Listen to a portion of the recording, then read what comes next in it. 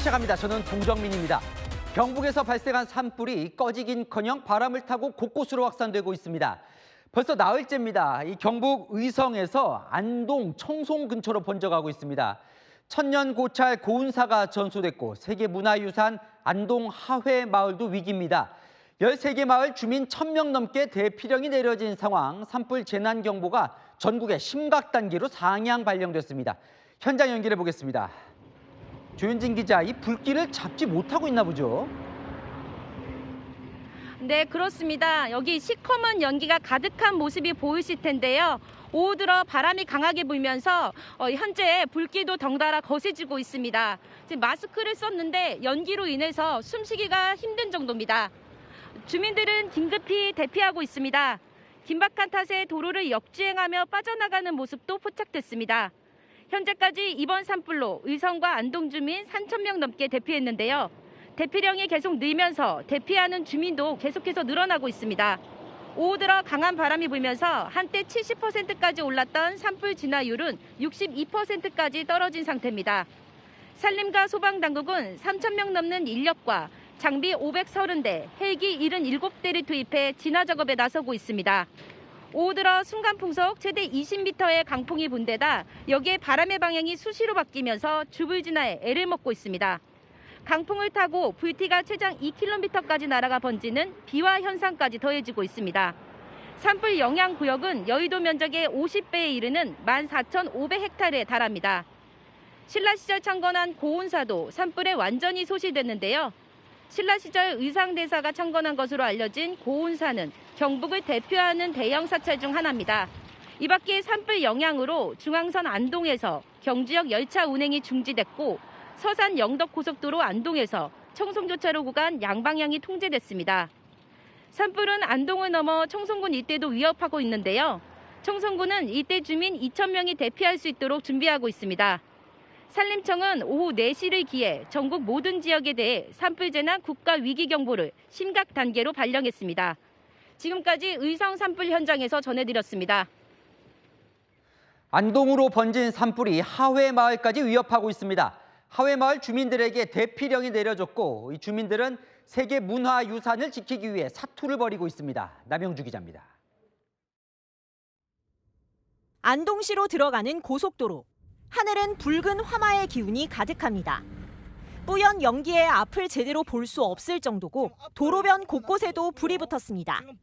경북 의성에서 난 산불이 안동 일대로 번지고 있는 겁니다. 현재 산불은 안동 일직면 일대까지 확산되고 있습니다. 안동시 풍천면과 붙어있는 풍산면에는 유네스코 세계문화유산인 하회마을과 병산서원이 있습니다. 화마는 현재 하회마을과 직선거리로 불과 10km 앞까지 가까워진 상태입니다. 안동시와 소방당국은 소방 설비를 활용해 문화유산 주변에 물을 뿌려 산불 현장에서 날아온 불씨가 화재로 이어지지 않도록 하는 등 대비에 나섰습니다. 강 건너 그 길이 보관하지 않는 상태. 일단 예비로 먼저 물로 이제 다 지금 적셔놓고 있는 상태입니다. 안동시는 오후 5시 시민들에게 긴급 대피령을 내렸습니다. 긴급 재난 문자를 통해 전 시민에게 안전한 곳으로 옮겨달라고 당부했습니다. 채널A 뉴스 남영주입니다. 울산 울주에서 발생한 산불도 나흘째입니다. 진화되는가 싶더니 또 다른 산불이 나면서 인근 대단지 아파트까지 위협하고 있습니다. 허준원 기자입니다. 산 능선을 타고 불길이 계속 퍼집니다. 헬기가 계속 물을 뿌려보지만 연기는 좀처럼 사라지질 않습니다. 오늘 낮 11시 55분쯤 울산 울주군 언양읍 화장산 일대에서 화재가 발생했습니다. 사흘 전 발생한 울주군 온양읍 산불이 채 진화되기도 전에 또 산불이 난 겁니다. 강풍이 부니까 불꽃이 그냥 도깨비불처럼 건너와서 여기 떨어지면서 특히 거센 바람으로 산불이 순식간에 번지면서 인근 대단지 아파트까지 불길이 내려와 주민들이 불안에 떨었습니다. 아파트 일대가 온통 연기에 휩싸였습니다. 1,700여 세대 아파트 주민들 모두 대피한 상태입니다. 지난 2013년 산불 피해를 입었던 또 다른 마을도 다시 화마에 휩싸였습니다. 30여 킬로미터를 두고 산불이 겹치면서 헬기와 소방 인력, 장비 등이 분산돼 비상이 걸렸습니다. 조심스럽지만 그렇게 좋은 상황은 아닙니다. 헬기를 많이 뺐기 때문에 좋은 상황이 아닙니다, 지금. 울산 전역에는 오늘 오후 1시 40분부로 강풍주의보가 발령된 상황. 내일 새벽쯤에야 해제가 예고돼 있어 두 산불 모두 주불 진화가 언제쯤 이뤄질지 불투명합니다. 채널A 뉴스 허준원입니다. 다음 소식입니다. 윤석열 대통령 탄핵 심판 최종 변론을 마친 지 한 달이 지났습니다. 하지만 헌법재판소는 오늘도 대통령 선고일을 정하지 못했습니다. 이번 주 안에 선고하려면 사실상 내일이 이 선고일 정할 수 있는 마지노선인데요. 4월 선고 전망도 나옵니다. 김지윤 기자입니다. 윤석열 대통령 탄핵 심판의 최종 변론이 끝난 건 지난달 25일. 변론 절차가 원만히 종결되도록 협력해 주신 청구인 소추위원과 피청구인 본인께 감사드립니다. 선고 기일은 재판부 평의를 거쳐 추후 고지해 드리겠습니다. 한 달이 지난 오늘까지도 헌법재판소는 윤 대통령 사건 선고 기일을 정하지 못했습니다. 전직 대통령 탄핵 심판 사례를 감안해 변론 종결 후 2주면 선고가 가능하리란 관측이 우세했지만 2배 이상 숙고 기간을 갖고도 선고 날짜를 못 잡고 있는 겁니다. 8인의 헌법재판관들은 오늘도 평의를 이어갔습니다. 앞서 헌재는 검사 3인과 한덕수 총리 탄핵 심판 선고일을 주말을 제외하고 이틀 전에 공지했습니다. 이런 전례를 감안하면 헌재가 내일까지 선고일을 지정하지 않으면 이번 주 중 선고는 사실상 어려워집니다. 헌재는 목요일인 오는 27일 오전 10시에 헌법소원 등 일반 헌법재판 사건 40건에 대한 선고를 하겠다고 오늘 공지했습니다. 일반 사건 선고는 한 달 전쯤 먼저 결론을 내기 때문에 대통령 선고일의 변수가 될 수 없다는 관측도 나오지만 헌재가 한 주에 3번 또는 이틀 연속 선고를 한 전례는 없습니다. 헌재가 내일까지도 선고일을 못 정하면 대통령 사건 선고는 다음 주 월요일이나 4월로 넘어갈 가능성이 높습니다. 채널A 뉴스 김지윤입니다. 여당 지도부가 대통령 탄핵 심판 선고 결과에 대한 전망을 내놨습니다. 기각 가능성이 높다고요. 이 지도부는 대통령이 복귀 시 첫 일성으로 임기 단축 개헌을 언급해야 한다는 생각인 것으로 전해집니다. 홍지은 기자입니다. 권성동 국민의힘 원내대표는 윤 대통령 탄핵 심판이 기각될 거라고 전망했습니다. 탄핵 소추위원도 했던 그런 경험, 그다음에 여론조사, 그다음에 이제 제 나름의 정보 뭐 이런 걸 딱 종합해 보면은 저는 기각될 가능성이 훨씬 높다 이렇게. 그동안 희망사항 수준의 발언이라며 구체적 언급을 피했던 것과 대조적입니다. 입수한 정보는 없습니다. 희망하는 것은 탄핵 기각이라는 것입니다. 당 법률자문위원장인 주진우 의원도 대통령 탄핵 기각을 높게 전망했습니다. 탄핵 재판이 늦춰지면은 늦춰질수록 탄핵이 기각 또는 각하될 가능성이 높아지는 거죠. 주문은 기각이 나올 수도 있는. 한덕수 국무총리 탄핵 기각 판결이 나자 여권 내 대통령 탄핵 기각 전망이 높아지고 있습니다. 당 중진 의원은 지지자들뿐 아니라 보수 재판관들을 향해서도 걱정 말고 기각하라는 메시지 아니겠냐라고 설명했습니다. 지도부 내에서는 대통령 복귀 후 첫 일성에 대한 의견도 나누는 분위기입니다. 여당 지도부 관계자는 대통령이 복귀 후 첫 메시지로 임기 단축 개헌 의지를 분명하게 밝혀야 한다고 말했습니다. 채널A 뉴스 홍지은입니다. 민주당은 한덕수 대통령 권한대행에 대한 재탄핵 가능성을 시사했습니다. 마은혁 헌법재판관 후보자를 임명하지 않으면 파면 사유에 해당한다는 겁니다. 최상목 부총리까지 쌍탄핵 가능성이 나옵니다. 조민기 기자입니다. 더불어민주당은 한덕수 대통령 권한대행이 복귀한 지 하루 만에 재탄핵 카드를 언급했습니다. 마은혁 헌법재판관 후보자를 즉시 임명하란 겁니다. 한덕수 총리가 즉시 마은혁 재판관을 임명하지 않으면 파면 사유에 해당한다는 뜻입니다. 민주당 관계자는 어제 한대행 선고 결과가 기각, 인용, 각하로 나뉜 걸로 보면서 8대0 인용을 확신하던 당내 기류가 조금씩 흔들리고 있다고 전했습니다. 탄핵 심판 선고가 지연될 경우 진보 성향인 마 후보자를 임명해 인용 확률을 높이겠다는 의도로 보입니다. 양문석 의원은 더 이상 착한 민주당은 없다며 마 후보자를 임명하지 않으면 곧장 탄핵하겠다고 경고했습니다. 민주당은 최상목 경제부총리도 쌍탄핵하는 방안을 검토 중입니다. 민주당은 헌법재판소를 향해 당장 내일 결론을 내리라며 압박을 이어갔습니다. 왜 미루고 있습니까? 단순한 사건 아닙니까? 파면 8대 0으로 내는 것이 이 시대의 헌법재판관의 역사적 소임이고 책무입니다. 민주당은 내일 아침 헌재 앞에서 당 소속 의원 전원이 참석한 가운데 탄핵 심판 촉구 기자회견을 가질 예정입니다. 채널A 뉴스 조민기입니다.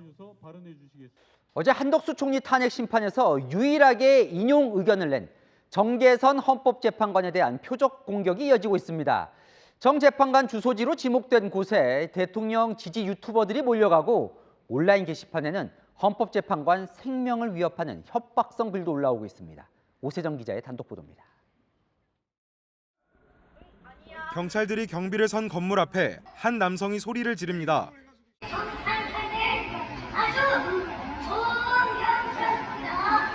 뭔가 해야 되나 싶으면은 선배들 보고 따라해. 다 기각하잖아. 왜 인용을 해가지고. 어제 한덕수 국무총리의 탄핵 소추안에서 정계선 재판관이 인용 의견을 내자 유튜버 10여 명이 정 재판관 주소지로 지목된 장소까지 몰려든 겁니다. 이들이 2-3시간 넘게 주변을 맴돌자 주민들은 불안해했습니다. 어제는 많이 몰려가지고 운행이 났나 몰라겠는데 다른 시민분들은 이제 애기를 손잡고 이제 빨리 집가요. 온라인상에서 정계선 헌법재판관 자택으로 지목된 장소 근처에는 유튜버들이 몰리면서 순찰차 한 대가 거점 순찰에 나섰습니다. 일부 온라인 커뮤니티에도 정계선 헌법재판관의 집을 찾았다며 시위하러 가자는 글이 올라오는가 하면 정 재판관을 향한 인신공격 글도 잇따라 게시됐습니다. 헌재 홈페이지에도 헌법재판관을 살해하겠다는 협박글도 올라왔습니다. 경찰은 탄핵 선고를 앞두고 재판관 자택 순찰 간격을 좁히고 출퇴근길 경호도 강화에 나섰습니다. 채널A 뉴스 오세정입니다. 이렇게 극단적으로 과열되는 분위기에 한덕수 대통령 권한대행이 의견을 냈습니다. 대통령 탄핵 선고에 어떤 결과가 나오든 존중해야 한다는 겁니다. 공권력에 도전할 경우 현행범 체포가 원칙이라고 경고했습니다. 이현재 기자입니다. 한덕수 대통령 권한대행은 치안관계장관 회의를 주재한 자리에서 헌법재판소 결정을 존중해야 한다고 강조했습니다. 헌법재판소의 결정이 어떤 결과로 귀결되더라도 그것은 민주적 절차를 거쳐 내려진 법적 판단으로 존중되어야 합니다. 윤석열 대통령 탄핵 선고를 앞두고 거리에서 분출되는 양극단의 목소리가 과격 시위로 이어질 것을 우려하며 승복 필요성을 말한 겁니다. 한 권한대행은 과격 시위에 대한 엄정 대응 방침도 밝혔습니다. 시설 파괴, 폭행, 방화 등 공권력에 도전하거나 공공안녕과 사회 질서를 파괴하는 행위에 대해서는 현행범 체포 원칙으로 정부는 주요 도심을 8개 특별범죄 예방 강화 구역으로 설정해 권역 대응팀을 배치하고 치안을 확보할 계획입니다. 한 권한대행은 민주당이 압박 중인 마은혁 헌법재판관 후보자 임명 문제는 언급하지 않았습니다. 총리실 관계자는 지금은 국정 안정이나 민생에 집중할 때라며 말을 아꼈습니다. 채널A 뉴스 이현재입니다. 한기자 법조팀 김정근 기자 나왔습니다. 대통령 탄핵 심판, 사실 변론 마치면 길어야 2주면 선고가 날 거라는 말들이 많았는데 오늘 한 달째입니다. 왜 이렇게 늦어지는 거예요? 네, 아직도 헌재가 탄핵 심판 결론에 다다르지 못했기 때문입니다. 헌법재판관들은 한덕수 총리 탄핵 심판 선고를 마친 어제 오후에도 그리고 오늘도 연일 평일을 가졌는데요. 하지만 평결까지 못 가고 의견 조율이 길어지는 것 같습니다. 마음을 못 정한 거예요? 아니면 재판관들 사이에 아직 협의가 덜 된 겁니까? 네, 이 철통 보안 속에 평의가 이루어지다 보니까요. 어느 쪽인지 명확하지 않습니다. 하지만 어제 한덕수 총리 탄핵 심판 결정문에 내부 분위기를 엿볼 단서가 있는데요. 헌재는 어제 한 총리 사건에서 12.3 비상계엄이 법률과 헌법 위반인지 한마디도 언급하지 않았습니다. 대통령 탄핵 심판에서도 핵심 쟁점이다 보니 미리 노출하고 싶지 않아서 그랬을 거란 관측도 있지만요. 비상계엄의 위법성 판단을 두고 재판관들 각자의 의견이 분분해서 그런 거 아니겠냐 분석도 나옵니다. 어제 한 총리 탄핵 심판의 재판관 의견을 보면 각하, 기각, 인용, 별개의 의견까지 4가지로 갈라졌는데요. 탄핵 심판에서 나올 수 있는 모든 경우의 수가 다 나온 겁니다. 그만큼 재판관들이 분열돼 있다고도 해석할 여지가 있습니다. 대통령 탄핵 심판도 똑같은 구도라고 단정할 수는 없지만요. 대통령 사건 선고를 앞두고 재판관 각자 의견이 표출되는 원심력이 커져 있다는 진단은 가능할 것 같습니다. 그러니까 재판관들 보면 진짜 의견이 극과 극으로 갈라져 있더군요. 네, 어제 정계선 재판관과 김복형 재판관이 같은 쟁점에서 상반된 판단을 내렸잖아요. 정계선 재판관은 한 총리의 헌법재판관 미임명도 탄핵 사유고 특검 후보자 추천을 안 한 걸로도 파면해야 한다고 한 반면 김복형 재판관은 재판관 미임명을 포함해 한 총리 탄핵 사유 중 법률을 어긴 건 하나도 없다 이렇게 정반대 해석을 내놨습니다. 두 사람 각각 진보 성향과 중도 보수 성향으로 차이가 있지만 이렇게 극과 극의 판단을 내놓는 걸 보면 대통령 탄핵 심판에서도 재판관 의견이 모아지는 게 쉽지 않을 거란 예상 충분히 가능합니다. 오늘이 3월 25일이에요. 선고가 4월로 넘어갈 가능성도 있어 보입니까? 네, 4월 선고 가능성 이제 배제할 수 없게 됐습니다. 3월 중에 선고 가능한 날은 이번 주 금요일과 다음 주 월요일만 남는데요. 그런데 헌재가 이번 주 목요일을 일반 사건 선고 날로 공지했거든요. 헌재가 이틀 연속 선고를 한 전례가 없고 한덕수 총리 선고까지 포함하면 주 3회 선고를 하는 게 전례 없는 일이다 보니 금요일 선고 가능성도 불투명한 상황입니다. 마지막으로 이거 하나만 물어볼게요. 정치권에서 많이 나오는 얘기인데 내일 이재명 대표 2심 선고가 있다 보니까 헌법재판관들이 이 선고 결과를 좀 의식하는 거 아니냐? 이게 맞습니까? 네, 헌재가 윤 대통령 파면을 결정하면 60일 안에 조기 대선이 치러집니다. 헌재도 유력 대선 주자인 이 대표의 사법 리스크 결론 신경이 쓰일 겁니다. 한 전직 헌재 관계자 얘기를 들어봤는데요. 이 대표 선고가 먼저 나면 헌재가 조기 대선 날짜를 계산해 대통령 탄핵 심판을 무리하게 앞당겼다 이런 정치적 부담도 일부 덜어낼 수 있을 거라고 하더라고요. 이런 재판관들의 심리가 대통령 탄핵 선고가 늦춰지는 배경으로도 볼 수 있을 것 같습니다. 그렇군요. 자, 아는 기자 김정은 기자였습니다. 방금 전해드린 대로 내일 오후 2시 이재명 민주당 대표의 정치적 운명을 가를 공직선거법 2심 결과가 나옵니다. 피선거권 박탈한 1심 유죄형이 유지가 되느냐, 무죄로 뒤집히느냐, 어떤 결과가 나오든 전국은 회오리 속으로 들어갈 것으로 보입니다. 내일 항소심 최종 쟁점을 송정현 기자가 정리했습니다. 공직선거법 위반 혐의 2심 선고를 하루 앞둔 이재명 더불어민주당 대표. 내일 선거법 2심 선고 결과 어떻게 예상하십니까? 대통령 2심 선고가 먼저 나오게 되는데 이런 상황 내일 오후 2시 서울고법에서 열리는 2심 선고의 쟁점은 이 대표가 지난 대선에서 당선될 목적으로 거짓말을 했는지입니다. 앞서 1심은 김문기와 골프를 치지 않았다. 백현동 용도 변경은 국토부 협박 때문이다라는 이 대표 발언을 허위사실 공표로 보고 징역 1년에 집행유예 2년을 선고했습니다. 이 대표는 2심 최후 진술에서 100만 도시의 시장이 하는 일이라며 제가 뭘 기억했는지 안 했는지 설명하기 어려운 측면이 있어 참작해달라고 재판부에 호소했습니다. 기소 근거가 된 공직선거법상 허위사실 공표죄가 위헌 소지가 있다며 2심 재판부에 위헌법률 심판 제청을 신청하기도 했습니다. 반면 검찰은 당선 목적으로 국민 상대로 반복적으로 거짓말을 해 불법성이 중하다며 1심과 마찬가지로 징역 2년을 구형했습니다. 이 대표에게 벌금 100만 원 이상형이 최종 확정되면 이 대표는 의원직을 잃고 향후 5년간 공직선거에 출마할 수 없게 됩니다. 채널A 뉴스 송정현입니다. 정치권 여야의 관심도 온통 내일 이재명 대표 선고에 가 있습니다. 여당은 무조건 유죄라며 승복하라고 미리 몰아쳤고 야당은 100% 무죄라면서도 사법살인이 우려된다고도 했습니다. 이준성 기자입니다. 여당은 이재명 민주당 대표를 향해 내일 공직선거법 2심 선고 결과에 승복하라고 총공세에 나섰습니다. 이미 1심에서 징역 1년에 집행유예 2년을 받았습니다. 이 정도 형량이면 항소심에서도 피선거권 박탈형이 예상됩니다. 조기 대선이 열리더라도 이 대표 대법원 확정 판결이 더 빨리 나와 대선 출마가 어려워질 거란 목소리도 나왔습니다. 대통령 탄핵 재판이 묘하게 늦어지면서 대선 전에 대법원 판결이 나올 가능성이 상당히 높아졌습니다. 민주당은 무죄가 확실하다며 총력 방어에 나섰습니다. 저는 100% 무죄를 확신하고요. 예. 아마 내일 선고가 그렇게 될 거라고. 하지만 한편으로는 이 대표를 향한 사법살인 가능성을 제기했습니다.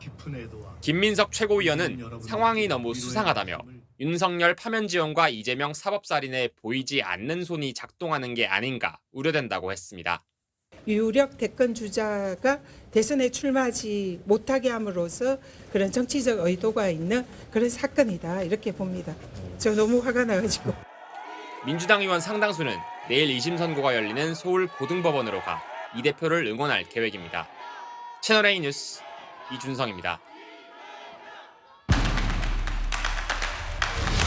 아는 기자 법조팀 유주은 기자 나와 있습니다. 자, 내일입니다. 이재명 대표 항소심 선고인데 징역형 1심 결론에서 어때요? 법조계는 어떻게 봐요? 달라질 가능성이 있어 보입니까? 네, 일단 봐야 할 부분이요. 1심 재판부가 이 대표 유죄로 판단했던 부분이 크게 두 가지였잖아요. 백현동 용도 변경은 국토부 협박 때문이었다. 또 고 김문기 처장과 골프를 치지 않았다. 네, 제가 2심 재판을 이렇게 취재하는 동안 국토부 협박 발언에 대해서 이 대표 측이 증인을 2명 불렀거든요. 그런데 둘 다 협박 사실을 몰랐다. 들어본 적 없다면서 이 대표에게 불리한 증언을 하더라고요. 백현동 관련 발언의 변수는 이렇게 추가된 게 거의 없는 반면에 김문기 몰랐다 발언은 2심 재판부가 검찰의 공소장을 변경하라고 한 변수가 있었습니다. 이 발언 관련해서 재판부 판단이 뒤집힐지가 최대 관심입니다. 2심 재판부가 이 공소장을 왜 바꾸라고 한 겁니까? 네, 이 검찰은요. 바뀐 공소장에서 김문기 몰랐다 발언 이 부분을 세 덩이로 쪼갰습니다. 성남시장 때는 몰랐다. 해외 출장 때 함께 골프를 치지 않았다. 경기지사가 된 뒤에 알게 됐다. 이렇게 세 개로요. 이 대표 발언 중에 거짓말인 게 뭔지 명확하게 하라는 재판부의 요구를 반영한 겁니다. 그러니까 이게 재판부의 이 변경 요구가 검찰과 이 대표 서로 유리하다고 지금 주장을 하고 있는 거죠? 네, 그렇습니다. 검찰은요, 허위 발언을 보다 세세하게 특정을 했으니까 재판부 입장에서는 유죄 판단이 더 쉬워질 거다 이렇게 보고 있고요. 반면에 이 대표 측은 재판부가 검찰 공소장에서 문제점을 찾은 거다 이렇게 보고 무죄 선고를 기대하고 있습니다. 사실 유죄냐 무죄냐도 관심이지만 유죄 나더라도 벌금 100만 원 밑으로 내려가면 이제 대선 출마 가능하거든요. 그럴 가능성도 있어요. 네, 이게 이 대표가 1심에서 징역형을 선고받았었잖아요. 벌금 100만 원 이하로 형을 낮추려면 2단계나 감형이 필요합니다. 징역형에서 벌금형으로 1번, 또 벌금형 중에서도 의원직 박탈을 피할 수 있는 100만 원 밑으로 낮아져야 하는 거죠. 감경은요, 허위 발언 전파성이 낮거나 진지한 반성의 모습을 보일 때 재판부가 적용을 하는데 이 대표는 현재 혐의를 모두 부인하고 있고요. 또 생방송과 국정감사장에서 했던 말들이라서 재판부가 이걸 전파성이 낮다고 볼지는 의문입니다. 네, 자, 근데 민주당에서는 이 대표 재판에 오늘 보이지 않는 손을 얘기를 하던데 이게 무슨 얘기입니까? 네, 앞서 그 리포트에서 보셨던 것처럼 김민석 민주당 최고위원이 언급한 거죠. 윤 대통령 탄핵 선고가 예상보다 늦어지고 있으니까 이재명 대표를 대선에 나가지 못하게 하려고 보이지 않는 손이 작동한다 이렇게 의심하는 겁니다.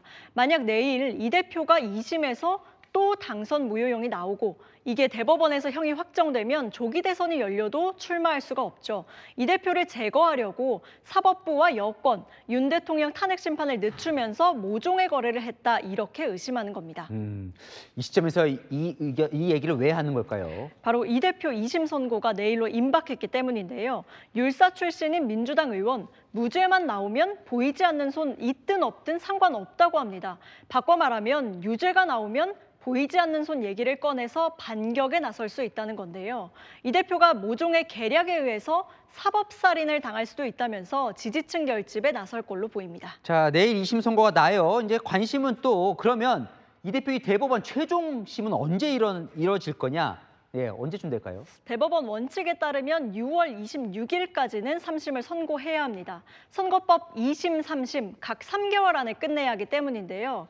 하지만 이 2심과 3심 사이에 상고를 하고 또 통지서 전달, 변호인 선임 같은 준비 절차가 필요하거든요. 이 과정이 늘어지면 3심 시작하는 데까지만 한 달 이상이 걸릴 가능성이 높다는 게 최대 변수입니다. 네, 잘 들었습니다. 아는 기자 유주은 기자였습니다. 서울 강동구 대형 싱크홀 사고 소식입니다. 싱크홀에 빠져 실종됐던 오토바이 운전자 17시간 만에 숨진 채 발견됐습니다. 김세인 기자입니다. 흰색 SUV와 오토바이가 도로를 달립니다. 갑자기 도로가 푹 꺼지는가 싶더니 SUV 차량은 튕겨져 나가고 오토바이는 미처 멈출 새 없이 구멍 속으로 빨려 들어갑니다. 어젯밤 6시 30분쯤 서울 강동구에서 대규모 싱크홀이 발생했습니다. 소방당국은 싱크홀에 매몰된 오토바이 운전자인 30대 남성에 대한 수색 작업을 벌인 지 17시간 만인 오늘 오전 11시쯤 사망한 남성을 발견했습니다.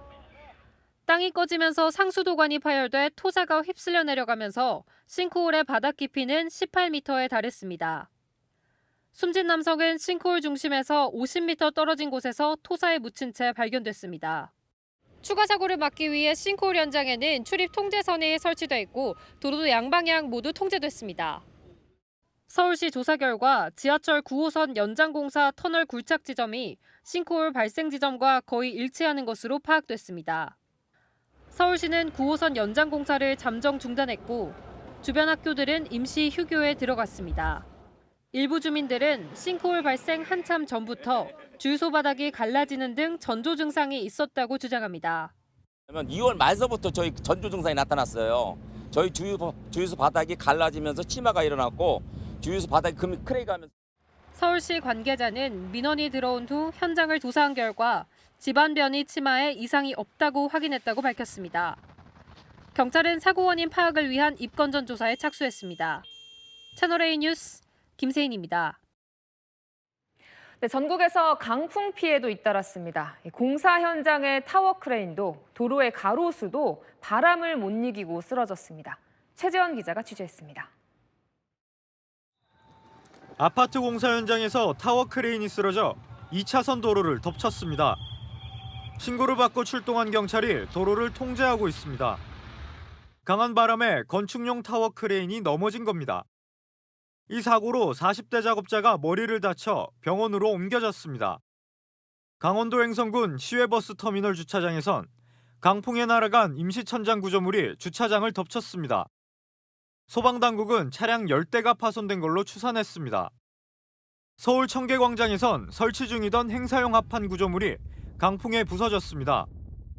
다행히 부상자는 없었지만 행인을 덮쳤다면 인명피해가 날 뻔했습니다. 서울올림픽대로 한남대교 근처에선 가로수가 쓰러져 차량들이 서행하는 등 차량 통행에 불편을 겪었습니다.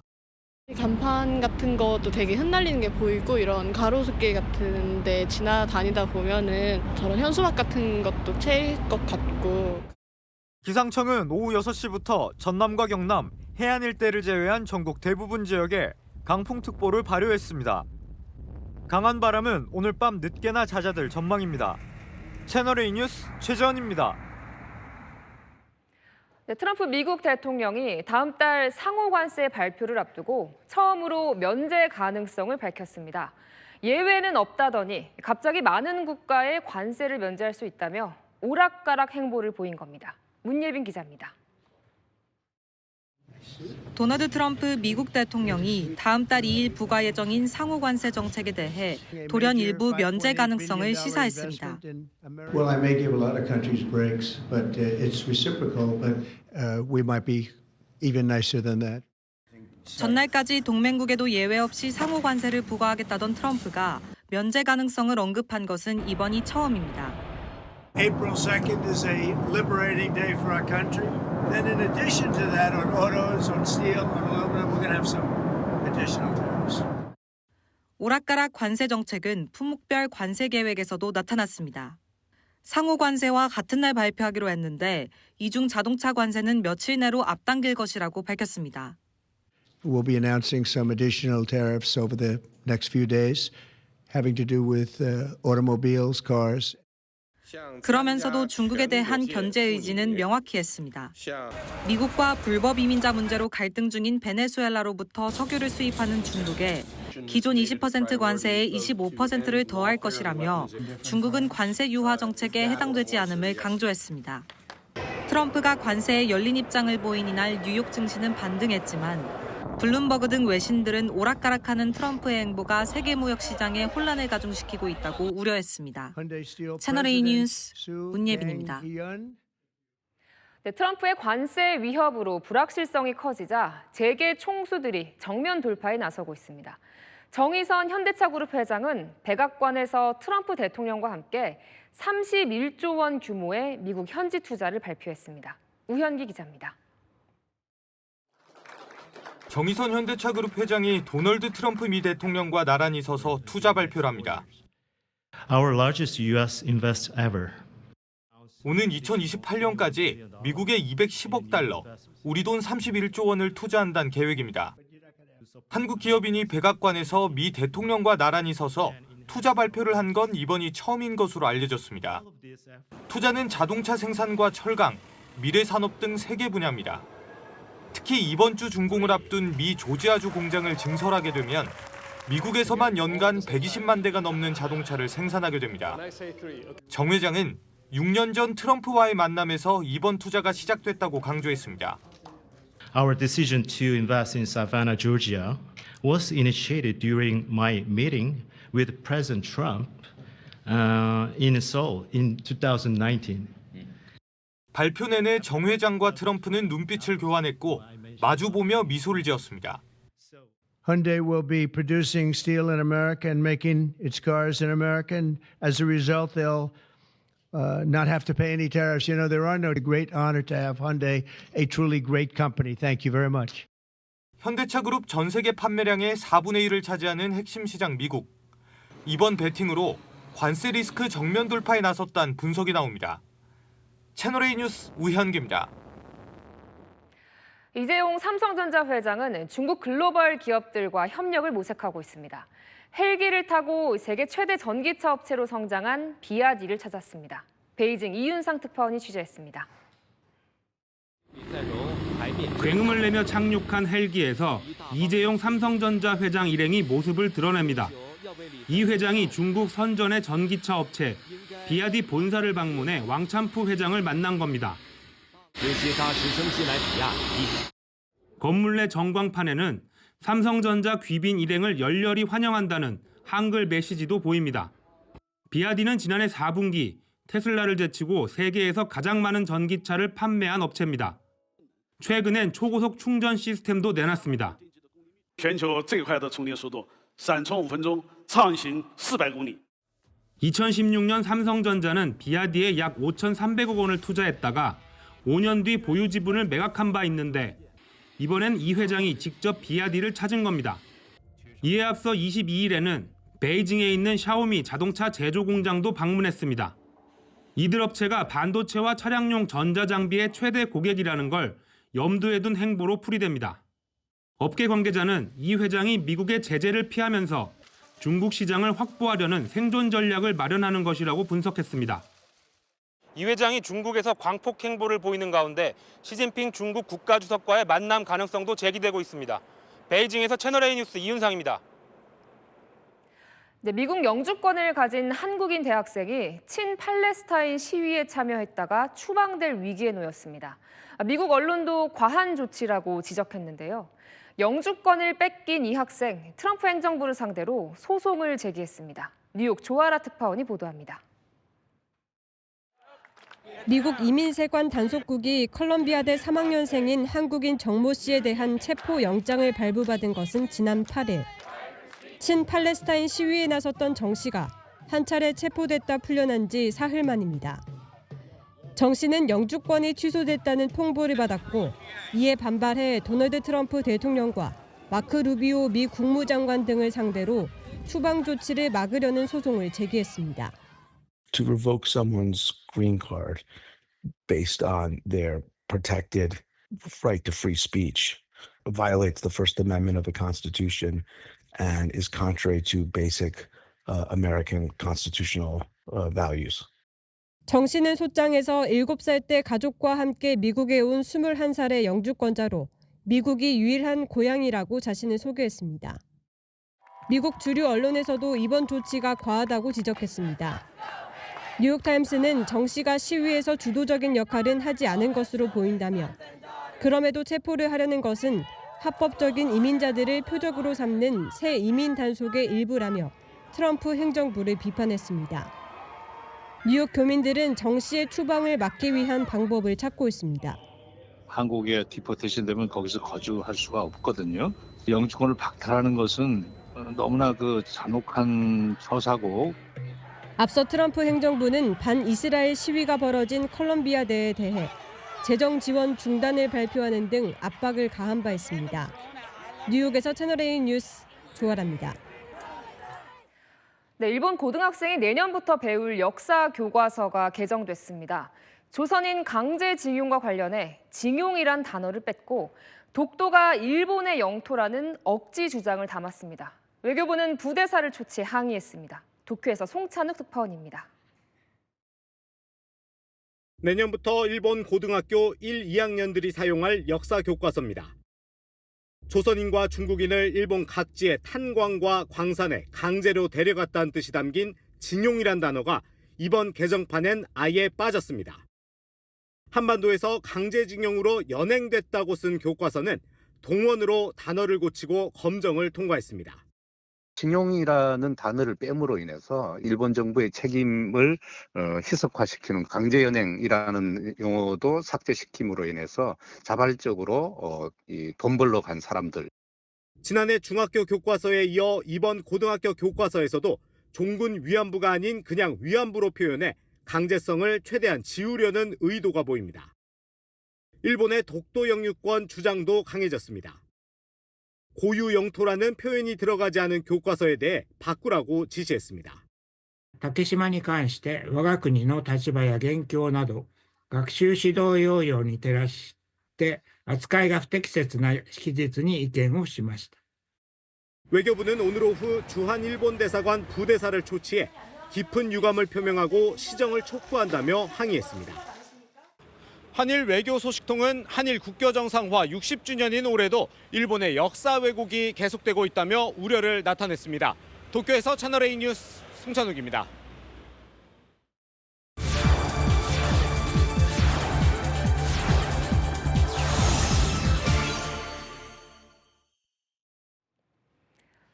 네, 워싱턴 DC의 타이들 베이슨 호수는 유명한 벚꽃 명소인데요.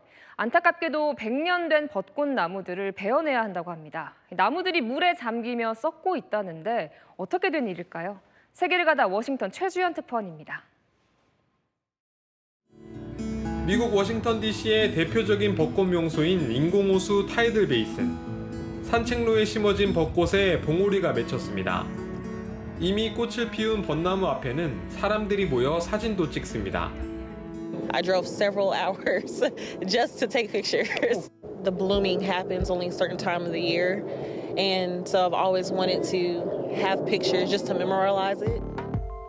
100여 년 전인 1912년, 당시 일본 도쿄시장이 벚나무 3,000그루를 기증해 조성된 미일 우호의 상징과도 같은 곳입니다. 그런데 최근 미국 정부는 벚나무 148그루를 뽑기 시작했습니다. 최근 10년간 해수면이 30cm 상승해 홍수나 비 피해가 나면 나무 기둥까지 물이 차 썩기 때문입니다. 수위가 상승하며 물이 범람하는 경우가 잦아지면서 이렇게 뿌리부터 줄기까지 부식된 나무들도 보입니다. 타이들 베이스는 워싱턴을 가로지르는 포토맥 강을 따라 형성돼 있는데 지구온난화로 바닷물 수위가 상승하면서 포토맥 강과 호수까지 수위가 올라가는 겁니다. 지면에 물이 스며들자 방파제 높이도 1.8m가량 가라앉으면서 방파제 보강공사까지 착수했습니다. 원래는 나무들이 줄줄이 심어져 있던 곳인데 공사가 진행되면서 보시는 것처럼 아예 베어져 있거나 뿌리채 뽑힌 나무들이 곳곳에 보입니다. The water in the tidal basin is brackish. It's not, the quality is not good for the cherry trees. Is bad as well. So between both of those, we've seen loss of a number of cherry trees in recent years. 벚꽃 개화 시기도 지구온난화의 영향을 받고 있습니다. 보통 4월 초순에 벚꽃이 피었는데 올해까지 최근 5년간은 개화 시기가 3월로 앞당겨진 겁니다. I think climate change does impact many things. So sometimes they bloom earlier than they used to bloom in the past. 기후 위기가 워싱턴 명소 풍경까지 바꾸고 있습니다. 워싱턴에서 채널A 뉴스 최주현입니다. 네, 국내에서 많은 사랑을 받았던 판다 푸바오. 중국으로 간 뒤 건강 이상설이 나왔는데요. 넉 달 만에 건강한 모습으로 관광객들을 맞았습니다. 박선영 기자입니다. 방사장을 어슬렁거리는 판다. 한국에 있다 중국으로 건너간 푸바오입니다. 대나무를 씹어먹고 물놀이도 합니다.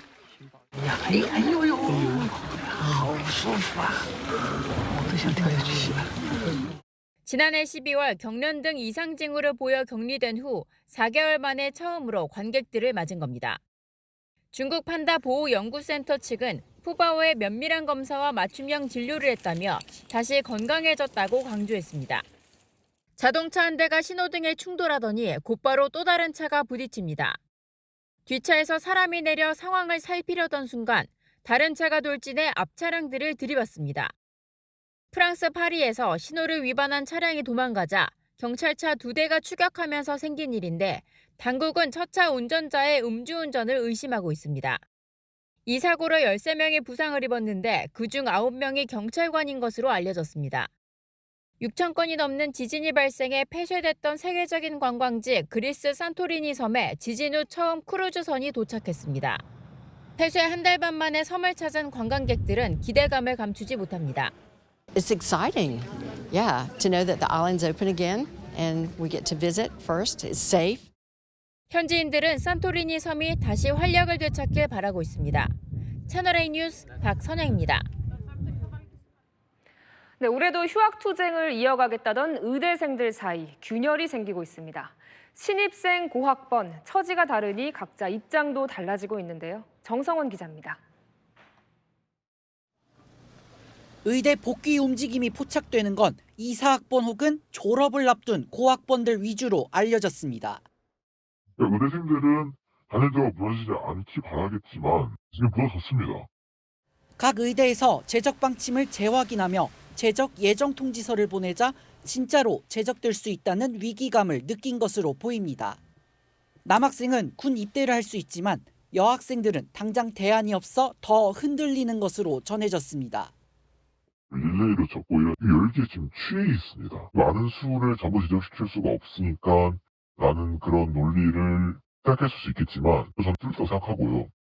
그러나 복귀하지 않겠다는 목소리도 강합니다. 절반 정도 복귀했다는 교육부와 각 의대 측 발표와 달리 의대생 단체는 실제 복귀율이 15% 수준이라고 반박했습니다.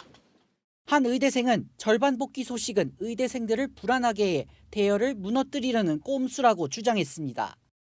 등록한 의대생들 일부는 일단 재적만 피하고 수업을 듣지 않는 방식으로 투쟁을 이어갈 것이란 얘기도 나옵니다. 한덕수 대통령 권한대행은 이번 주가 교육 정상화의 마지막 골든타임이라면서 의대생들의 복귀를 호소했습니다. 채널A 뉴스 정성원입니다. 네, 4세 고시라고 들어보셨나요? 영어 유치원에 들어가기 위해 만 4세에 보는 시험을 말한다는데요. 이 시험을 보려고 3살부터 사교육이 시작된다고 합니다. 다시 간다 서창우 기자가 취재했습니다. 기저귀 떼자마자 영어 유치원 가는 아이들 어제 오늘 일이 아닙니다. 최근엔 4세 고시라는 말까지 등장했는데요. 학부모들 이렇게까지 하는 이유는 뭔지 현장으로 다시 가보겠습니다. 한눈에 보기에도 어린아이들이 줄지어 하원합니다. 생후 20개월, 만 3세부터 등록 가능한 서울의 한 영어 유치원입니다. 한 달 수강료만 190만 원인데 경쟁률이 높아 등록하기 쉽지 않습니다. 또 다른 영어 유치원의 경우 시험을 칠 수 있는 자격을 얻기도 어렵습니다. 별도 과외도 받습니다. 4세 고시라 불리는 이유입니다. 시험 문제 유형이나 그 프로블럼 솔빙 스킬 이런 거보다는 그 근본적인 어학 실력을 끌어올려서 그거를 테스트하는 용도로 문제가 많이 나와요. 학부모들은 영어 실력을 빨리 다져놓기 위해 영어 유치원을 선택합니다. 노래랑 율동 같은 거 뭐 이런 거 같이 병행해서 하다 보니까 애들도 좋아하고 오히려 더 영어를 더 좋아하게 되더라고요. 비슷한 이유로 영어 유치원 다음에는 사립학교나 국제학교 입시 계획을 짭니다. 파니스 이런 거 다 떼고 어느 정도 했는데 공립을 보내면 가니까 사립을 보내자. 사립은 1학년 때부터 영어를 하거든요. 그리고 레벨 테스트를 보고 분반을 해요. 그리고 초등학교 저학년 때부터는 명문대나 의대 입시에 유리한 수학 공부에 집중하는 겁니다. 이를 위한 대표 수학 학원들이 있고 이곳도 역시 입학 시험을 치러야 합니다. 영어 유치원에서 사립학교, 의대 입시를 위한 선행학습으로 이어지는 코스가 형성된 겁니다. 수능 범위를 이미 초등학교도 다 한 번 다 한 바퀴를 다 돌고 수리 논술, 의대 논술 이런 것까지 이제 중학교 때는 대비를 이제 하는 거예요. 미리부터. 왜냐하면 시간과의 싸움이니까. 숨은 이유도 있습니다. 모임에서 보통 그런 고급 정보 같은 게 많이 나오고 레벨 테스트 통과한 친구들이니까 어느 정도 부모님들도 교육열이 좀 있는 사람들이고 아이의 역량을 극대화할 수 있는 학습 전략이냐, 과도한 사교육이냐 의견은 분분합니다. 다시 간다, 서창우입니다. 네, 내일 천안함 피격 15주기를 앞두고 여권 잠룡들이 일제히 제복 입은 영웅에 대한 예우를 강조하고 나섰습니다. 내일 2심 선고를 앞둔 이재명 대표를 겨냥한 공세도 빼놓지 않았습니다. 이세진 기자입니다. 천안함 피격 15주기를 하루 앞두고 대전 현충원을 찾은 한동훈 전 국민의힘 대표. 용사들 묘비에 무릎 꿇고 묵념한 뒤 이런 분들을 기억하는 나라가 되어야 한다고 강조했습니다. 어떤 인물을 배출한 것도 중요하지만 어떤 인물을 진짜 기억하고 오래 기리느냐에도 달려있다고 생각합니다. 그게 우리 국격을 높이는 것이다라는 생각입니다. 유승민 전 의원도 나라를 지키는 일에 보수와 진보, 좌와 우의 구별이 있을 수 없다며 민주당을 겨냥했습니다. 제발 올해부터는 우리 민주당 정치인들도 지금 장애 집회만 하지 말고 이 천안함 추모 행사에 꼭 좀 오셨으면 좋겠습니다. 내일 2심 선고를 앞둔 이재명 민주당 대표 공세에 고삐도 조였습니다. 많은 사람들이 저희가 실업되는 과정을 지켜보고 계실 것이다 라고 봤습니다. 당연히 유죄될 거라고 생각하고 이재명 대표는 대통령 선거가 빨리 있든 늦게 있든 선거에 출마할 자격이 없다고 생각을 합니다. 홍준표 대구시장도 한국 정치 품격을 떨어뜨린 건 쌍욕으로 도배한 바로 그 양아치 정치인 때문이라며 이 대표를 비판했습니다. 채널A 뉴스 이세진입니다. 네, 오세훈 서울시장은 대권 행보를 중단하고 싱크홀 사고 수습에 주력했습니다. 토지거래 허가제 번복에 압수수색까지 받은 상황이다 보니 일단 시정 안정에 전념하는 모습입니다. 김민환 기자입니다. 오세훈 서울시장이 어젯밤 싱크홀 사고 현장을 직접 찾았습니다. 이번 사고의 원인을 조속한 시일 내에 찾아내서 더 이상 이런 일이 반복되지 않도록 최선의 노력을 다하겠습니다. 오늘도 당초 예정된 일정을 취소하고 사고 수습에 주력했습니다. 오전에는 CCTV 관제센터 방문 대신 사고 수습 대책회의를 주재했습니다. 오후에는 대전 카이스트를 찾아 최근 출간한 책과 관련해 특강할 예정이었지만 연기했습니다. 대신 전국 농민회 총연맹 트랙터 시위대의 진입이 예상되는 남태령 고개를 찾아 상황을 챙겼습니다. 해당하면 교통들이 막히는 거는 막을 수 있겠죠. 이후 치안 관계장관 회의에도 참석해 윤석열 대통령 탄핵 선고를 앞두고 과열 중인 집회 시위 대응책을 논의했습니다. 서울시는 오로지 시민의 안전, 평온한 일상을 우선에 두고 강력하게 대비하도록 하겠습니다. 지난주 토지거래 허가제 해제 번복부터 명태균 의혹 관련 압수수색까지 받으며 사면 초과 상황에 놓인 오 시장. 서울시 차원에서 대비해야 할 시정 현안이 더 늘어난 만큼 대비책 마련에 집중하고 있습니다. 채널A 뉴스 김민환입니다. 네, 민주당이 조기 대선이 현실화될 경우 대선 경선 기간을 기존보다 단축하는 방안을 검토 중입니다. 이재명 대표를 빨리 후보로 확정해 사법 리스크 논란을 최소화하려는 것 아니냐는 해석이 나옵니다. 정현주 기자입니다. 더불어민주당이 조기 대선 시 경선을 간소화하는 안을 검토 중입니다. 순회 연설 지역을 통합하고 TV 토론 횟수를 줄여 경선 기간을 2주 안팎으로 축소하는 방안이 거론됩니다.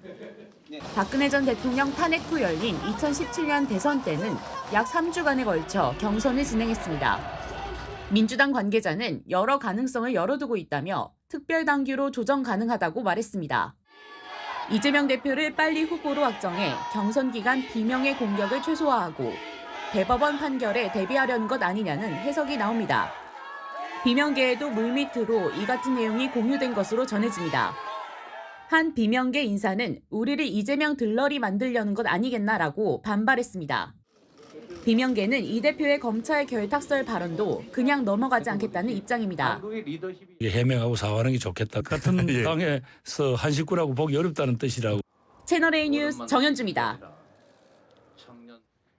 전국 농민의 총연맹이 대통령 탄핵을 촉구하며 트랙터 상경 시위를 예고했죠. 어제 법원이 트랙터는 안 된다고 결정했지만 이 시위대는 오늘 트럭에 트랙터를 싣고 왔고 경찰과 남태령에서 충돌했습니다. 장호림 기자입니다. 화물칸에 트랙터를 실은 대형 트럭들이 길게 늘어서서 남태령 고개로 줄줄이 진입합니다. 집회 주최 측인 전국 농민총연맹 회원들과 경찰관의 몸싸움이 벌어집니다. 도로 위에 있는 시위대를 향해 인도로 이동해달라는 경찰의 요구에 반발해 경찰관의 멱살을 잡는 모습도 보입니다.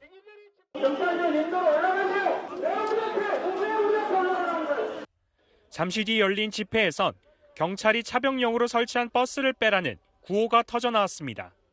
경찰이 즉각 차 빼라! 전농 집회 현장에서 10여 미터 떨어진 곳에선 서울 진입을 막겠다는 대통령 지지자들의 맞불 집회도 열렸습니다.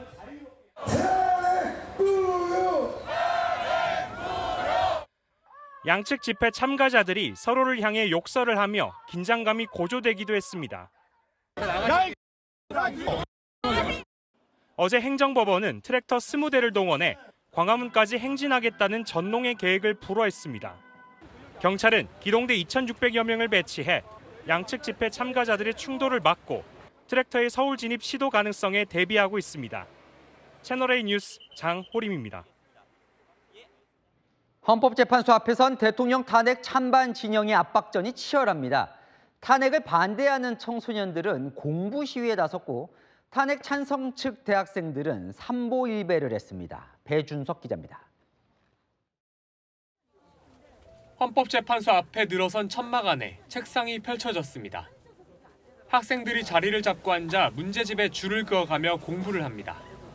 탄핵 반대를 주장하는 중고생들이 헌재 앞에서 공부 시위에 나선 겁니다. 하교 후 헌재 앞에 모여 못다한 공부를 같이 하는 방식입니다.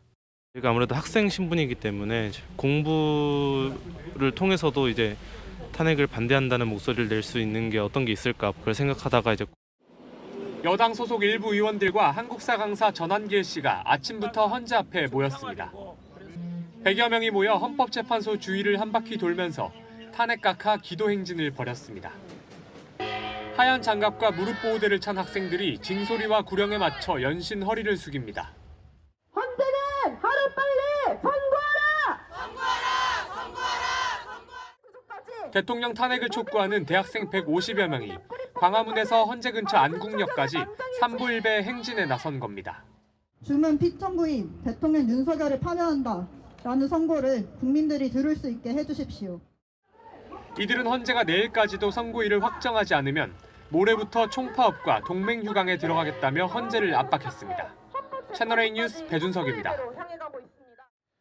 성혜랑 기자와 여랑야랑 시작합니다. 첫 번째 주제 보겠습니다.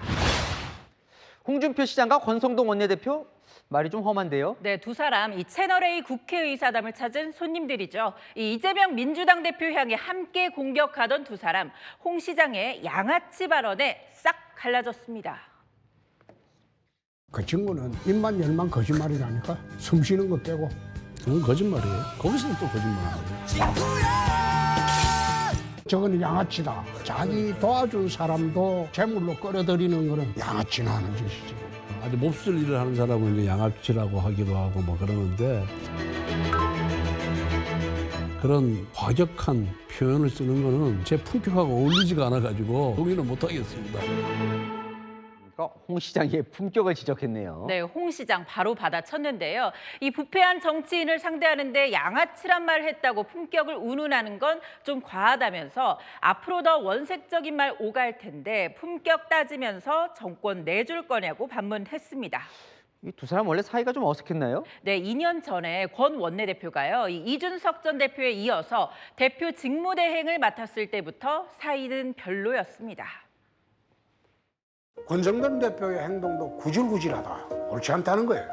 수습을 한 뒤에 물러나겠다. 너 분란의 책임자가 어떻게 수습 당사자가 됩니까? 그분은 마음속에 있는 얘기를 다 담아두지 못하는 스타일 아니겠어요? 코멘트 자체를 하는 것이 적절치 않다.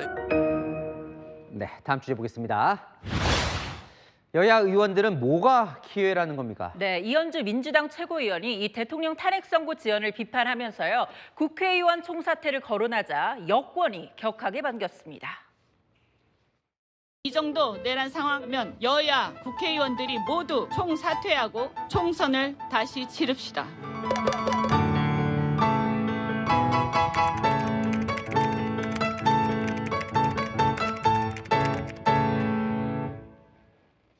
가장 먼저 총사퇴 외친 윤상현 의원, 민주당 입법 독재에 맞설 유일한 길이라며 총선 결과도 희망적이라던데요. 여권으로선 이 최고위원의 총사퇴론 울고 싶은데 뺨 때려준 격이죠. 민주당은 선을 긋는다면서요? 네, 당 지도부도 소속 의원들도 하나같이 이 최고위원 개인 의견이라고 부인했는데요. 그런데 이 지금은 때가 아니라면서도 조기 총선을 언급한 의원이 나왔습니다. 탄핵 국면이 정리되기 전까지 의원직 사퇴는 절대 해서는 안 된다고 봅니다. 파면이 선고되고 나면 국회도 책임을 같이 묻는 차원에서 총선 대선을 같이 치르는 것은 가능할 수 있지 않겠냐. 대통령이 탄핵이 된다면 조기 총선은 할 수도 있다 이런 거예요. 네, 하지만 김 의원 측은요, 이 갑작스런 질문을 받고 모든 가능성을 열어두자는 취지라고 해명했는데요.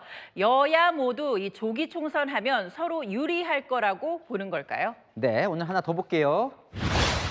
정계선 김복형 헌법재판관 보이는데 시그널이요? 네, 어제 한덕수 총리 이 탄핵 심판 결과 두고 정반대의 선택을 한 두 재판관이죠.